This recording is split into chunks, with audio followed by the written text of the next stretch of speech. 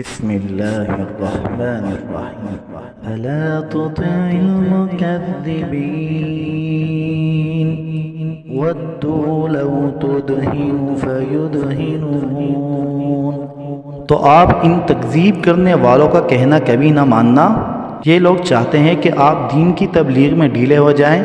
وَلَا تُطِعْ كُلَّ حَلَّافٍ مَّهِينٍ هَمَّازٍ مَّشَّاءٍ بِنَمِيمٍ۔ اور آپ بالخصوص کسی ایسے شخص کا کہنا نہ مانیں جو بہت جھوٹی قسمیں کھانے والا ہو، بے وقت ہو، تانا دینے والا ہو، چغلیاں لگاتا پھرتا ہو، مناع للخیر معتد اثیم عتل بعد ذلك زنیم۔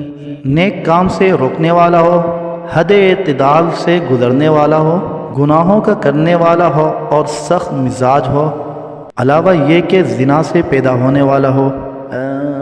كان ذا مال وبنين إذا تتلى عليه آياتنا قال أساطير الأولين۔ اس سبب سے کہ وہ مال اور اولاد والا ہو، جب ہماری آیتیں اس کے سامنے پڑھ کر سنائی جاتی ہے تو وہ کہتا ہے کہ یہ بے سند باتیں ہیں جو عقلوں سے منقول ہوتی چلی آئی ہے۔ سنسمه على الخرطوم إنا بلوناهم كما بلونا أصحاب الجنة إذ أقسموا ليصرمنها مصبحين۔